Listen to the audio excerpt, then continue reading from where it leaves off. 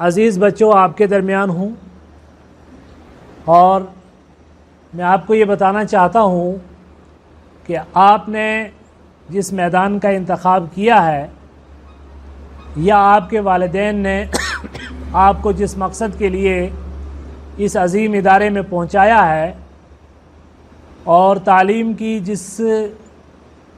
کے جس راستے پر آپ چل رہے ہیں وہ بہت عظیم راستہ ہے۔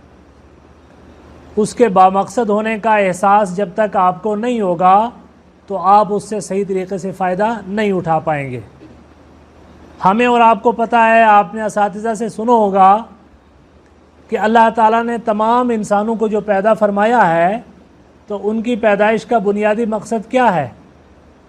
وَمَا خَلَقْتُ الْجِنَّ وَالْإِنسَ إِلَّا لِيَعْبُدُونَ، کہ میں نے انسانوں اور جنوں کو صرف اس لیے پیدا کیا ہے کہ وہ میری عبادت کریں۔ تو گویا انسانوں کی تخلیق کا مقصد اللہ تعالیٰ کی عبادت۔ اب اللہ کی عبادت کیسے کرنی ہے، اور وہ جو کیسے کرنی ہے وہی علم ہے۔ اللہ کی عبادت کیسے کرنی ہے وہی علم ہے، اور وہ ہماری منزل ہے۔ وہ کیا ہے؟ ہماری منزل ہے، اور اس منزل تک پہنچنے کا جو راستہ ہے اس کو تعلیم کہتے ہیں۔ اس کو کیا کہتے ہیں؟ تعلیم کہتے ہیں۔ تو ہماری منزل کیا ہے؟ علم، اور اس علم کے لیے راستہ کون سا ہے؟ تعلیم ہے، اور اس تعلیم کے راستے کو روشن کرنے والی کیا چیز ہے؟ وہ تربیت ہے۔ تو گویا یہ تین چیزیں ساتھ ساتھ آپ کے ذہن میں رہیں گی: تعلیم، تربیت اور علم۔ اور علم جب آپ حاصل کر لیں گے تو وہ کون سا بڑا مقصود حقیقی آپ حاصل ہوگا آپ کو، کہ آپ اللہ تعالیٰ کی عبادت نہ صرف یہ کہ خود کریں گے بلکہ تمام انسانوں کو اللہ تعالیٰ کی عبادت کے راستے پہ چلنے میں مدد دیں گے۔ تو اس اعتبار سے آپ سمجھیے کہ دنیا میں سب سے بڑا مرتبہ آپ کا ہے۔ دنیا میں سب سے بڑا مرتبہ آپ کا ہے۔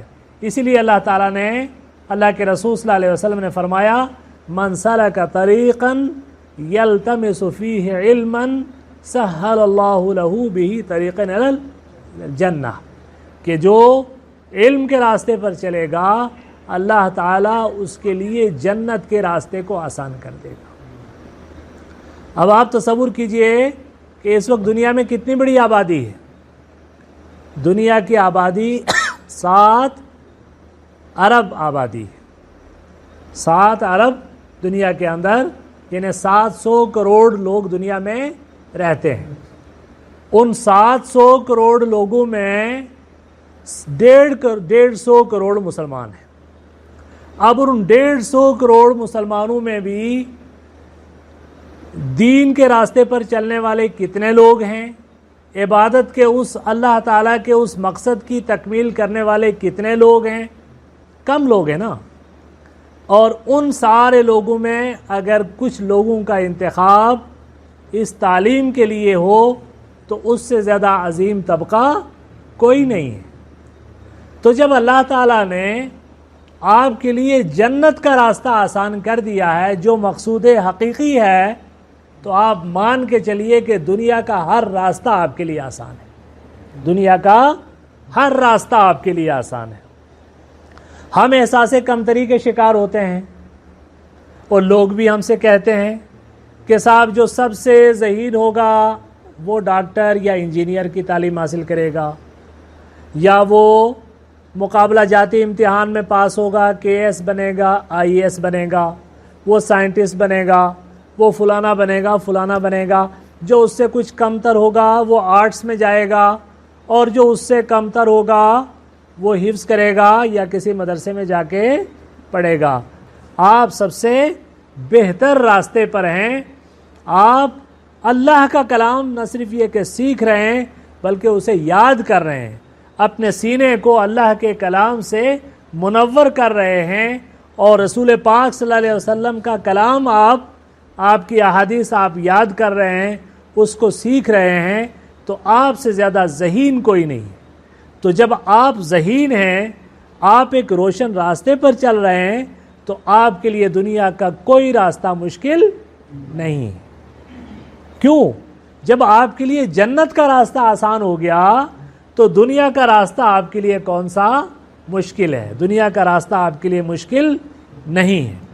لیکن آپ کو پتہ ہے کہ جس کام میں بھی آدمی لگ جائے تو اس کے لیے پوری توجہ تو دینی ہوتی ہے، اس کے لیے توجہ پوری دینی ہوتی ہے. دنیا کے جتنے تعلیمیں ہیں، جتنے کالج ہیں، جتنی یونیورسٹی ہیں، جتنے ادارے ہیں، حکومتوں کے تعاون سے، ان کی امداد سے، کروڑوں اور لاکھوں روپے سے وہ ادارے تعمیر ہوتے ہیں. وہاں پڑھانے والوں کو بڑی بڑی تنخواہیں ملتی ہیں اور ان کو بہت کچھ ملتا ہے. اس کے نتیجے میں لیکن ان کو بھی بہت محنت کرنی پڑتی ہے، تبھی وہ کامیاب ہوتے ہیں.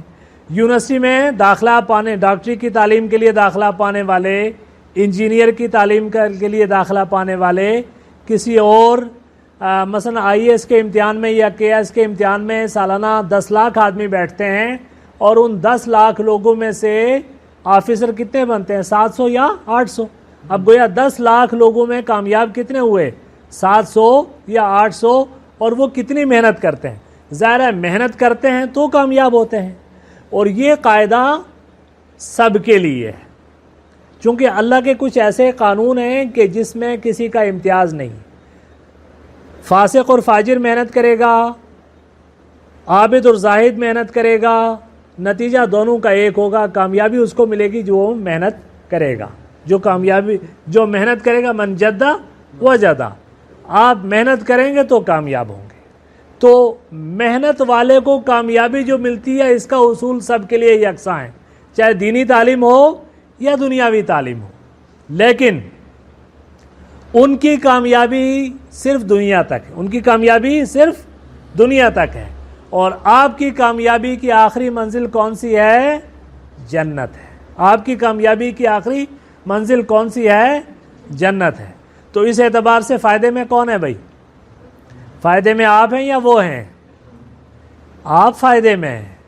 احساس کمتری آپ کو ہونا چاہیے یا ان کو ہونا چاہیے؟ آپ کو احساس کمتری نہیں ہونا چاہیے، چونکہ آپ، اور کیا فرمایا رسول پاک صلی اللہ علیہ وسلم نے کہ آپ کے لیے سمندر کی مچھلیاں تک آپ کے لیے دعا کرتی ہیں. سمندر کی مچھلیاں تک آپ کے لیے دعا کرتی ہیں. آسمانوں میں اڑنے والے پرندے تک آپ کے لیے دعا کرتے ہیں کہ آپ دین کے راستے پر چل رہے ہیں. اور فرمایا قل هل يستوي الذين يعلمون والذين لا يعلمون، کہہ دیجئے اے نبی کہ کیا وہ لوگ کہ جو جانتے ہیں اور جو نہیں جانتے، کیا وہ دونوں برابر ہو سکتے ہیں؟ ہرگز نہیں برابر ہو سکتے.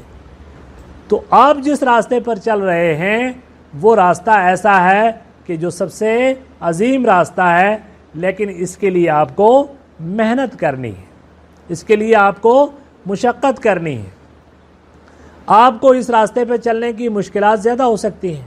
بسا اوقات آپ کو کھانے پینے میں کمی ہو سکتی ہے اور رہائش کے انتظامات میں کمی ہو سکتی ہے. اگرچہ الحمدللہ یہاں پر تو آپ کو کوئی کمی نہیں ہے، آپ بہت اچھی حالت میں. لیکن کبھی کبھی تعلیم کے راستے میں قربانی بھی دینی پڑتی ہے، لیکن یہ تعلیم ہے ہی ایسی ہے کہ یہ آپ سے پوری قربانی مانگتی.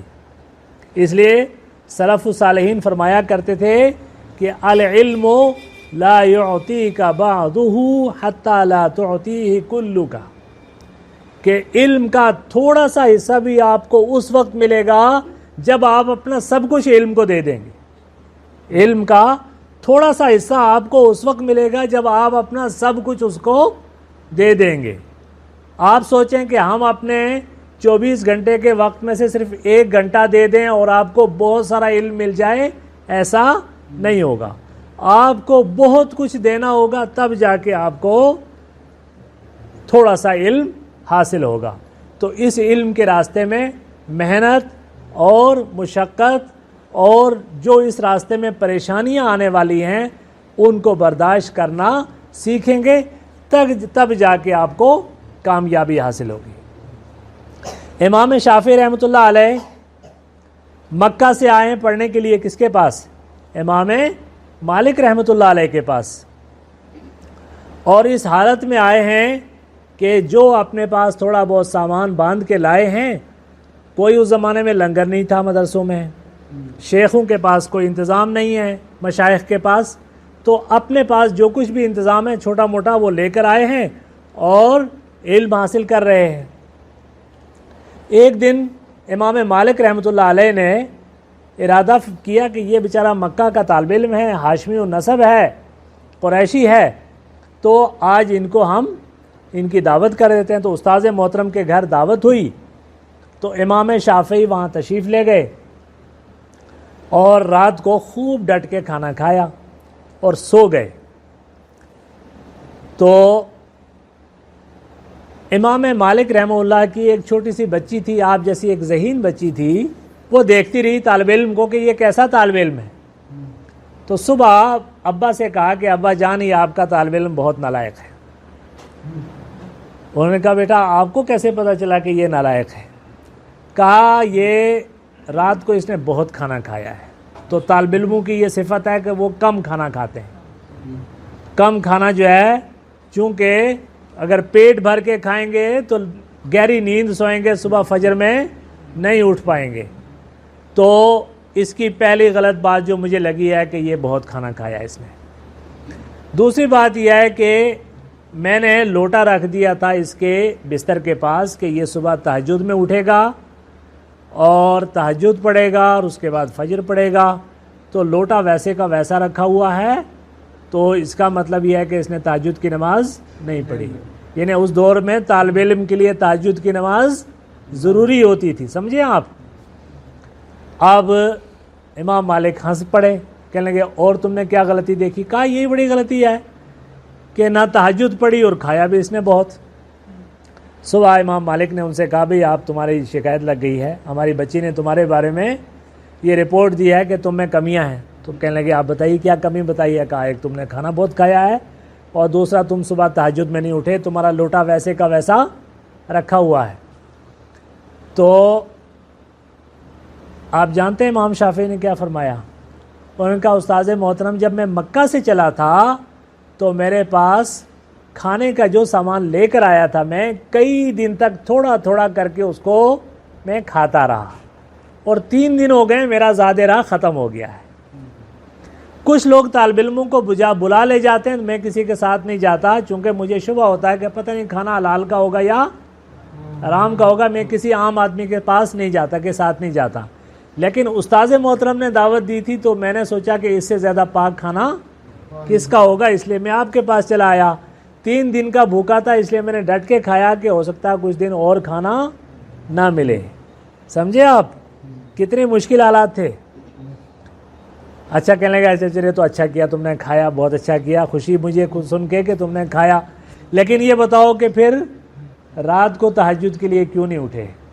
کہنے لگے استاذ محترم قسم لے لیجئے رات کو میں ایک لمحہ نہیں سویا۔ میں وضو کے لیے کیسے اٹھتا کہ میرا وضو عشاء کا باقی ہے، میں پوری رات جاگتا رہا اور تہجد کی فرصت ہی نہیں ملی، اس لیے کہ میں ایک آیت کریمہ پر غور کرتا رہا ساری رات۔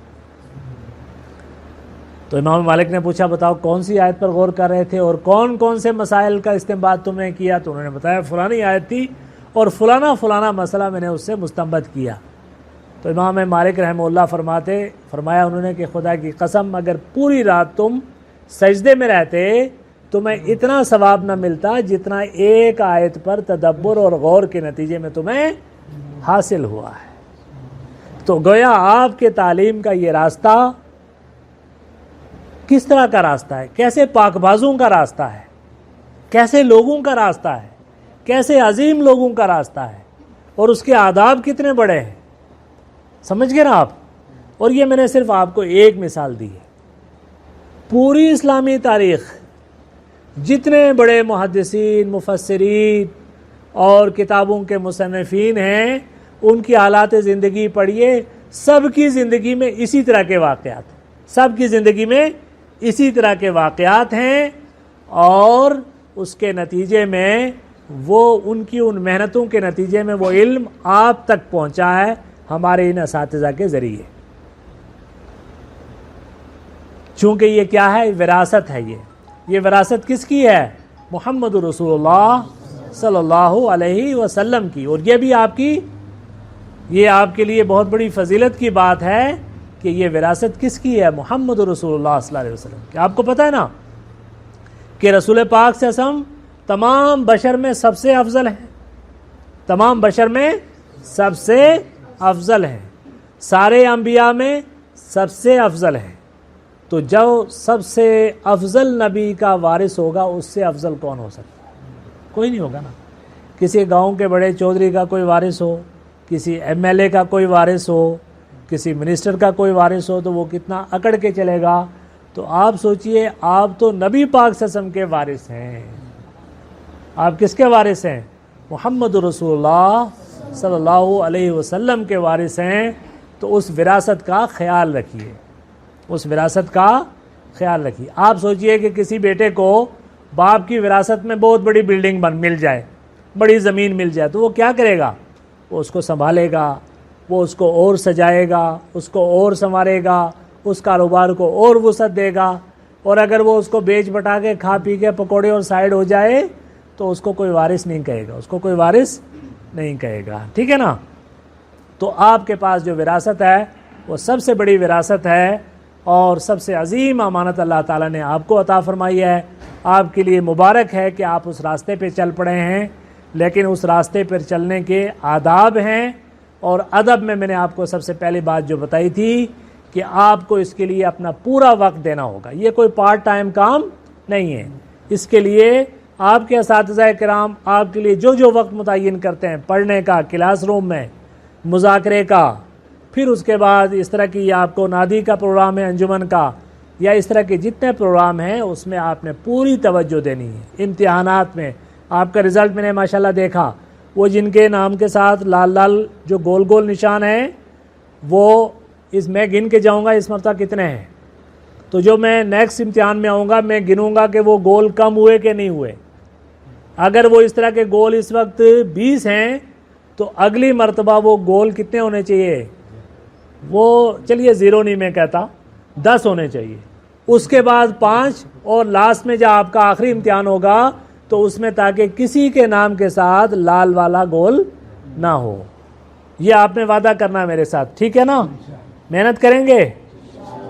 ہاں۔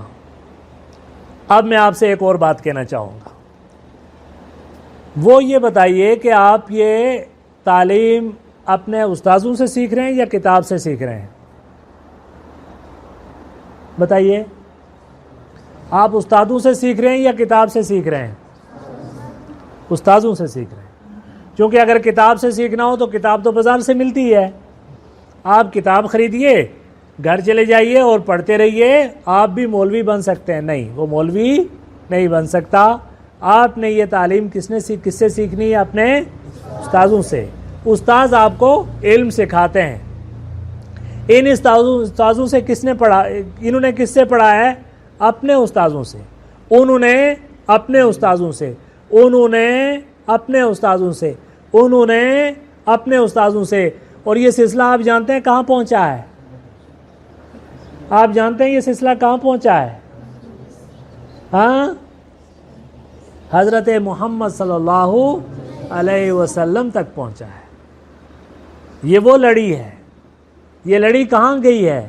اس لڑی کے ایک سرے پر یہ چھوٹا سا بچہ ہے، اور یہ لڑی یہاں سے ان استادوں تک پہنچتی ہے، اور یہاں سے ہوتی ہوتی تبع تابعین، تابعین، صحابہ، اور اس کے بعد محمد رسول اللہ صلی اللہ علیہ وسلم تک پہنچتی ہے۔ اور وہیں تک وہ لڑی نہیں رکتی، وہاں سے آگے کہاں جاتی ہے؟ حضرت جبریل امین تک، اور حضرت جبریل امین سے وہ لڑی پہنچتی ہے اللہ کی ذات تک، اللہ کی ذات تک، کہ جو عالم الغیب و شہادہ ہے، کہ جس نے محمد رسول اللہ صلی اللہ علیہ وسلم کو علم سکھایا ہے، اور وہ علم آپ تک اس سلسلے سے پہنچ رہا ہے۔ اب یہ بات میں نے آپ کو کیوں بتائی؟ یہ میں نے آپ کو اس لیے بتائی کہ آپ اپنے استاذوں سے مستغنی نہیں ہو سکتے۔ آپ نے اپنے استاذوں کا پورا احترام کرنا ہے، چونکہ آپ کو استاذ صرف تعلیم نہیں دیتا، وہ آپ کو تربیت بھی دیتا ہے۔ چونکہ استاذ آپ کو، اور اس میں کچھ میں مخاطب اپنے اساتذہ سے بھی ہوں، چونکہ یہ دونوں چیزیں لازم ملزوم ہیں۔ میں نے بتایا تھا نا کہ علم کیا ہے؟ ہماری منزل ہے. علم کیا ہے؟ منزل ہے. اس منزل تک پہنچنے کا راستہ کیا ہے؟ تعلیم ہے. اور اس تعلیم کے اس راستے کو روشن کیا چیز کرتی ہے؟ تربیت کرتی ہے. یہ لازم ملزوم ہے. کوئی تعلیم تربیت کے بغیر تعلیم نہیں کہلاتی. کوئی تعلیم تربیت کے بغیر تعلیم نہیں کہلاتی. وہ تعلیم وہی ہے کہ جس میں تربیت شامل ہوگی. اور تربیت ہم نے کس سے سیکھنی ہے؟ اپنے اساتذہ سے. ہمارے جیسے میں نے آپ کو بتایا امام مالک کا واقعہ یا جتنے بھی اسلاف تھے ہمارے، وہ علم کے ساتھ ساتھ تربیت سکھاتے تھے. حضرت ابو ثعلبہ الخشنی رضی اللہ تعالیٰ عنہ بیان کرتے ہیں کہ میں نے رسول کریم صلی اللہ علیہ وسلم کی خدمت میں گزارش کی کہ اللہ کے رسول میرے لیے ایک استاذ کا انتظام کیجئے جو مجھے علم سکھائے. تو اللہ کے رسول صلی اللہ علیہ وسلم نے ان کے لیے ایک استاذ کا اہتمام کیا. آپ جانتے ہیں استاذ کا نام کیا تھا؟ سیدنا ابو عبیدہ عامر ابن الجراح رضی اللہ تعالی عنہ، جن کو ابو عبیدہ انصاری ہم کہتے ہیں. سیدنا ابو عبیدہ رضی اللہ تعالی عنہ جو امین هذه الامہ کے لقب سے جانے جاتے ہیں، ان کو استاذ بنایا ابو ثعلبہ الخشنی کا. اور آپ جانتے ہیں کہ استاذ بنانے کے بعد کیا کہا؟ لقد دفعتک الی رجل یحسن تعلیمک و ادبک. میں نے تجھے ایک ایسے استاذ کے پاس بھیجا ہے کہ جو تمہیں تعلیم بھی سکھائے گا، ادب بھی سکھائے گا. جو تمہیں تعلیم بھی سکھائے گا اور ادب بھی سکھائے گا. کیوں؟ چونکہ راستہ ہی یہ تعلیم اور ادب والا ہے. اللہ نے کیا فرمایا تھا؟ لقد من اللہ علی المؤمنین اذ بعث فیہم رسولا. اللہ نے احسان کیا مومنوں پر کہ اس نے ان کی طرف ایک رسول بھیجا ہے. اور رسول کیا کرتا ہے؟ اس رسول کا کام کیا ہے؟ یتلو علیہم آیاتہ. وہ اللہ کی آیتیں ان پر تلاوت کرتا ہے. خالی تلاوت ہی نہیں کرتا، وَيُزَكِّيهِمْ، اور ان کو پاک کرتا ہے. یہی تزکیہ، یہی تربیت ہے. وَيُعَلِّمُهُمُ الْكِتَابَ وَالْحِكْمَةَ، اور ان کو کتاب اور حکمت سکھاتا ہے. تو استاذ کا یہی کام ہے. محمد رسول اللہ پہلے استاذ ہیں. وہ قرآن کو یوں لے کر نہیں آئے کہ آپ لو اور پڑھو اور حافظ جی بن جاؤ. نہیں، آپ نے اس تعلیم کو، حضرت عبداللہ بن مسعود فرماتے ہیں کہ جہاں ہمارا تعلیمی نصاب کیا تھا، صحابہ کا تعلیمی نصاب آپ کو پتہ ہے کیا تھا؟ ان کو کسی نو صرف پڑھانے کی ضرورت نہیں تھی، چونکہ وہ صاحب زبان تھے. جیسے آپ لوگ گوجری بولتے ہیں، آپ لوگ پہاڑی بولتے ہیں، یا آپ لوگ کشمیری بولتے ہیں. آپ کو پہاڑی یا گوجری کشمیری بولنے کے لیے کسی گرامر کی ڈکشنری کی ضرورت پڑتی ہے؟ نہیں نہ پڑتی. وہ اہل زبان تھے، فصیح لوگ تھے. انہیں قرآن کو سمجھنے کے سیکھنے کے لیے کسی ڈکشنری کی ضرورت نہیں تھی، کسی نحو صرف کی ضرورت نہیں. وہ جو علوم عالیہ ہیں نا، وہ جو ٹولز کے طور پر ہیں، وہ علوم سیکھنے کی ضرورت نہیں تھی. تو ان کو ڈائریکٹ کتاب دی جا سکتی تھی کہ وہ پڑھ لیں؟ نہیں. حضرت عبداللہ ابن مسعود فرماتے ہیں کہ ہمارا نصاب یہ ہوتا تھا کہ ہم اس وقت تک 10 آیتوں سے آگے نہیں بڑھتے جب تک ہم انہیں یاد نہ کر لیں. سب سے پہلا کام کیا تھا؟ یاد کرنا، حفظ کرنا. پھر اس کو سمجھ نہ لیں. کس سے سمجھنا ہے؟ محمد رسول اللہ صلی اللہ علیہ وسلم سے. پھر اس کے اوپر عمل نہ کر لیں، اور پھر اس کو دوسروں تک پہنچا نہ دیں. تو صحابہ کا نصاب کیا تھا؟ 3 چیزیں تھیں، 4 چیزیں: حفظ، عمل، حفظ، اس کے بعد تفہیم یعنی اس کو سمجھنا، پھر اس کے بعد عمل، اور پھر اس کے بعد تبلیغ، دوسروں تک پہنچانا.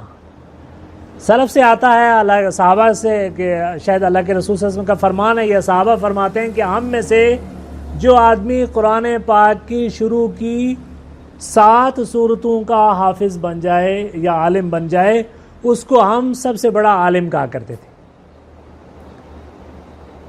ہمارا یہاں بچہ پورا قرآن پاک کا حافظ ہو جاتا، ہم اس کو عالم کیا ابھی کچھ بھی نہیں سمجھتے. کیوں نہیں سمجھتے؟ اس لیے کہ وہ اس نصاب سے نہیں گزرا ہوتا جو نصاب صحابہ کرام کا تھا۔ صحابہ کرام کے نصاب میں صرف 7 شروع کی جو صورتیں ہیں، اس صورتوں کا جو عالم ہے وہ سب سے بڑا عالم کیوں سمجھا جاتا تھا؟ کہ ان 7 صورتوں کا وہ حافظ ہوتا تھا، ان 7 صورتوں کا وہ مفسر ہوتا تھا، ان 7 صورتوں پر وہ عامل ہوتا تھا، اور ان 7 صورتوں کا وہ مبلغ ہوتا تھا۔ تب جا کے ان کا علم پورا ہوتا تھا اور وہ عالم کہلاتے تھے۔ اس اعتبار سے میں یہ عرض کر رہا تھا کہ صحابہ کرام کو اللہ کے رسول صلی اللہ علیہ وسلم نے جو علم سکھایا ہے، وہاں تعلیم کے ساتھ ساتھ تزکیہ بھی ہے اور علم و حکمت اور تربیت بھی ہے، اور وہی تربیت صحابہ نے لی، صحابہ سے تابعین نے لی، تابعین سے تبع تابعین نے لی، ان سے بعد والوں نے لی، اور چلتے چلتے یہ سلسلہ آپ تک پہنچا ہے۔ اب میں نے اور آپ نے اور خاص طور سے میرے ان اساتذہ نے اس بات پر غور کرنا ہے کہ تعلیم دینے کے ساتھ ساتھ ہم اس تربیت والے معاملے میں کسی کمی کے شکار تو نہیں ہیں۔ یہ احتساب ہے جو میں اپنے ذات سے کروں گا، آپ اپنی ذات سے کریں گے۔ اچھا، اب یہ تربیت ہوگی کیسے؟ اس کا بھی ایک لازمی قاعدہ ہے، اس کا ایک فارمولہ ہے، اور وہ فارمولہ ہے القدوۃ الحسنہ۔ القدوۃ الحسنہ، اچھا نمونہ، چونکہ اللہ کے رسول صلی اللہ علیہ وسلم القدوۃ الحسنہ، لقد کان لکم فی رسول اللہ اسوۃ حسنہ، تمہارے لیے رسول پاک صلی اللہ علیہ وسلم کی زندگی میں بہترین نمونہ ہے۔ اللہ کے رسول صلی اللہ علیہ وسلم واللہ انی لاتقاکم، اللہ کی قسم میں تم میں سب سے زیادہ اللہ سے ڈرنے والا ہوں، چونکہ آپ سب سے زیادہ اللہ سے ڈرنے والے ہیں، آپ سب سے زیادہ اللہ تعالیٰ کا احترام کرنے والے ہیں، آپ سب سے زیادہ اللہ تعالیٰ کی عبادت کرنے والے ہیں، آپ سب سے زیادہ جو ہے آپ کا دل پاک اور صاف ہے، تو پھر آپ سے جو جتنا قریب ہے وہ اتنا پاک اور صاف رہا، وہ اتنا متقی اور پرہیزگار رہا، اور پھر وہ اثر آہستہ آہستہ لوگوں تک صاف صاف پہنچتا رہا ہے۔ آپ نے دیکھا ہوگا نا، چشمہ جہاں سے نکلتا ہے وہاں سے بہت صاف ہوتا ہے، پھر وہ آہستہ آہستہ مٹی ملتے ملتے ہر جگہ کے کچھ نہ کچھ روڑے کرتے کرتے وہ کسیوں میں بہتے بہتے کبھی کبھی ہم تک پہنچتا ہے تو وہ پینے کے لائق بھی نہیں رہتا ہے۔ تو ہم نے یہ کوشش کرنی ہے کہ وہ جو پاک صاف ہمیں جو چشمے کا پانی ملا ہے اس میں کوئی گدلا نہ ہو، کبھی بھی وہ پاک صاف ہم تک پہنچے، اور پاک صاف ہم آپ تک پہنچائیں، اور پاک صاف آپ اگلوں تک پہنچائیں، ٹھیک ہے نا؟ تو اس کے لیے کیا ہے؟ اچھا نمونہ بننا پڑے گا، چونکہ اللہ کے رسول صلی اللہ علیہ وسلم اچھا نمونہ تھے، قدوہ حسنہ تھے، اور آپ کے صحابہ بھی اچھا نمونہ تھے، تو ہمارے اساتذہ کو بھی اچھا نمونہ بننا پڑے گا، اور آپ کو بھی اچھا نمونہ بننا پڑے گا۔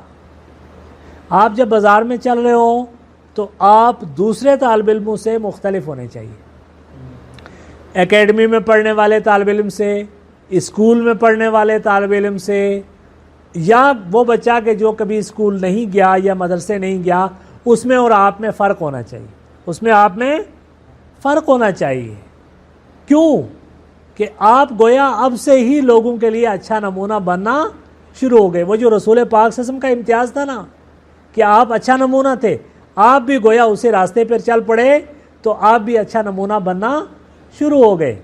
اب کیا ہوگا؟ آپ جب گھر جائیں گے تو چھٹی سے پہلے آپ جب گھر میں جب آئے تھے پہلی بار، آپ گھر والوں سے لڑتے تھے، باپ سے لڑتے تھے، بھائیوں سے لڑتے تھے، ماں باپ سے لڑتے تھے، آپ گلی میں کھیلتے تھے، ہو سکتا ہے کبھی اللہ نہ کرے آپ گالی بھی دیتے ہوں، کچھ اور چھوٹا موٹا غلط کام بھی کرتے ہوں، لیکن جب آپ یہاں پر 1 ہفتہ 2 ہفتہ 1 مہینہ 2 مہینہ رہنے کے بعد چھٹی میں گھر جائیں، تاکہ آپ کے پورے گاؤں والے، آپ کے محلے والے، آپ کے گھر والے، آپ کے گھر کے پاس جو مسجد والے ہیں، وہ آپ میں پورا فرق محسوس کریں۔ ایک آدمی بیمار ہوتا ہے، ٹھیک ہے نا، بیمار کو ہم اسپتال لے جاتے ہیں کس لیے؟ ٹھیک ہونے کے لیے۔ کوئی کھانس رہا ہے، کسی کو بخار ہے، کسی کو کھجلی ہے، آپ اسپتال میں اس کو دوائی دی جائے گی، سب کچھ ہوگا، اس کے بعد وہ ٹھیک ہو کے گھر پہنچے گا۔ تو گھر کس طرح پہنچنا چاہیے کہ ویسے ہی کھجلی ہو، ویسے کھانس رہا ہو، ویسے بخار ہو؟ فرق پڑنا چاہیے نا۔ تو آپ کو آپ کے والدین نے جب بھیجا ہے تو آپ جب چھٹی پہ گھر جائیں تاکہ آپ کے ماں باپ، آپ کے گھر والے، آپ کے محلے والے سارے محسوس کریں کہ ہم نے اس بچے کو اچھی جگہ بھیجا ہے، اچھے استادوں کے پاس بھیجا ہے۔ مبارک ہو جی تمہارے استادوں کو، مبارک ہو تمہارے استادوں کو، مبارک ہو تمہارے مدرسے والوں کو۔ تو اس طریقے سے آپ کے اندر وہ فرق نمایاں ہونا چاہیے اور پتہ چلے کہ یہ علم دین سیکھنے والے بچے ہیں۔ چونکہ اگر اس میں آپ کوئی کمی کریں گے تو یہ امانت میں خیانت ہوگی۔ اور یہ دلچسپ علمی نکتہ ہے کہ حضرت نبی پاک صلی اللہ علیہ وسلم نے حضرت ابو عبیدہ عامر بن جراح کو استاد لگایا ابو ثعلبہ خوشنی کا، اور کیا کہہ کے لگایا؟ انہ یحسن تعلیمک و ادبک۔ اور ابو عبیدہ کا لقب کیا ہے؟ امین ھذہ الامہ، اس امت کے امین ہے۔ گویا جو اچھا استاد ہوگا وہ امین ہوگا۔ اگر وہ اپنے اس تعلیم کے اوقات میں کوئی کمی کرتا ہے، چونکہ کرپشن یہ نہیں کہ آپ پیسے کا کرپشن کریں، کرپشن وقت کا بھی ہوتا ہے۔ آپ کے تعلیم کا وقت شروع ہوتا ہے صبح 6 بجے سے 12 بجے تک، اگر اس میں آپ کوئی کمی کرتے ہیں تو گویا آپ کرپشن کر رہے ہیں وقت کی۔ آپ کو جو اسائنمنٹ دیا گیا ہے، جو آپ کا مفوضہ کام ہے، اس میں آپ کمی کر رہے ہیں تو آپ کرپشن کر رہے ہیں۔ سرکاری محکموں میں جو کرپشن ہوتی ہے وہ بھی جرم ہے، لیکن وہ کرپشن اتنا بڑا جرم نہیں ہے جتنا آپ کا اور ہمارا کرپشن جرم ہے۔ کیوں ہے؟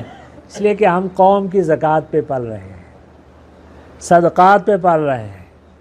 ان زکوٰۃ کو یا صدقات یا عطیات کو لوگوں نے امانت سمجھ کر ہمارے ان اساتذہ کے اور آپ کے ہاتھ میں بھیجا ہے۔ اگر اس میں ہم کمی کر رہے ہیں تو گویا یہ ایک بڑی خیانت ہے۔ اور اللہ کے رسول صلی اللہ علیہ وسلم فرمایا اذا ضیعت الامانۃ فانتظر الساعۃ، جب امانت ضائع ہو جائے تو قیامت کا انتظار کرو۔ اس اعتبار سے گویا ہمارا عمل کیا ہے؟ یہ قیامت کی علامت ہے کہ اگر ہم اپنی تعلیم کے اس وقت میں یا جو کام دیا گیا ہے پڑھانے کا یا پڑھنے کا، اس میں اگر کوئی کمی کرتے ہیں تو ہم اس امانت میں خیانت کرتے ہیں۔ سمجھ گئی؟ تو اس اعتبار سے یہ چند باتیں تھیں جو آپ تک پہنچانی تھی، اور میں کچھ چیزیں آپ کے لیے ریپیٹ کرتا ہوں۔ میں نے آپ سے یہ کہا کہ آپ جس راستے پہ چل پڑے ہیں وہ سب سے افضل راستہ ہے، یہ نبیوں کا راستہ ہے، اور اس کا آخری انجام جنت ہے۔ اور جنت کا راستہ جب اللہ نے آپ کے لیے آسان کر دیا ہے تو دنیا کا کوئی راستہ آپ کے لیے مشکل نہیں ہے، ٹھیک ہے؟ اور یہ وہ راستہ ہے کہ جو انبیاء کا راستہ ہے۔ آپ نے نبی صلی اللہ علیہ وسلم کی وراثت پر آپ ہیں، اور آپ جو ہے یہ تعلیم اپنے اساتذہ سے سیکھ رہے ہیں۔ آپ نے ان کا پورا احترام کرنا ہے، آپ نے ان کا ادب کرنا ہے، آپ نے ان سے محبت کرنی ہے، اور آپ نے ان سے سیکھنا ہے۔ میں آپ سے کہوں، اساتذہ سے مخاطب ہوں، کہ ماہرین تعلیم یہ کہتے ہیں کہ جو بچہ ہوتا ہے، جو پیدا ہوتا ہے، تو پیدائش کے بعد ہی اس بچے میں جو پہلی صلاحیت ظاہر ہوتی ہے وہ نقل کی صلاحیت ہے۔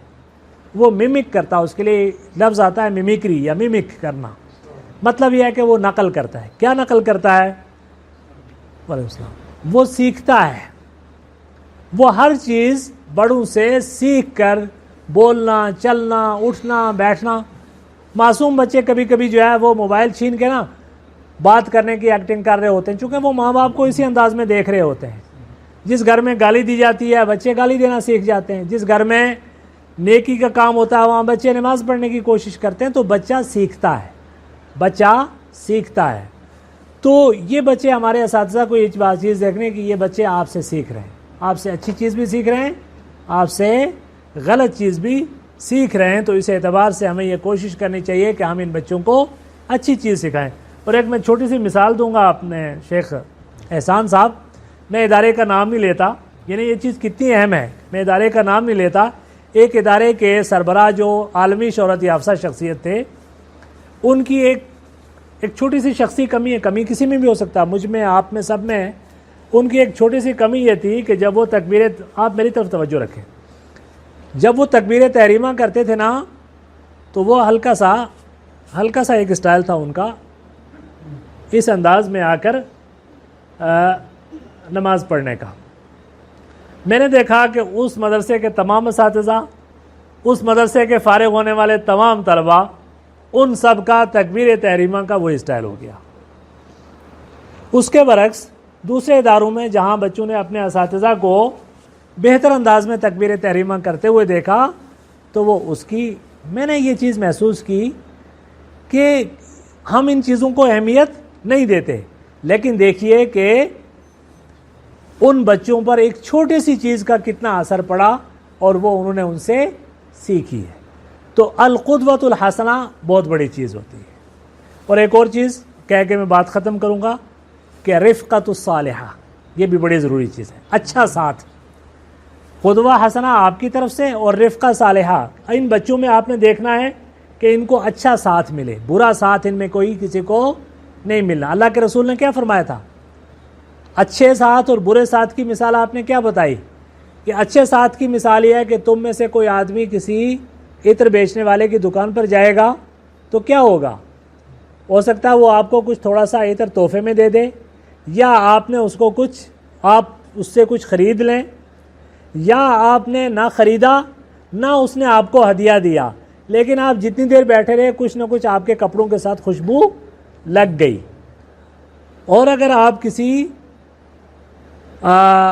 بھٹی جھونکنے والے کے پاس اگر آپ بیٹھیں گے تو یا تو اس کا کچھ پتنگا اڑے گا، آپ کے کپڑے پر لگے گا، آپ کا کپڑا جل جائے گا، یا آپ کے ساتھ کوئلہ لگ کے آپ کا کپڑا خراب ہو جائے گا، اور کچھ نہ بھی ہوا تو اس کا دھواں اور بدبو تو آپ کو حاصل ہوگی۔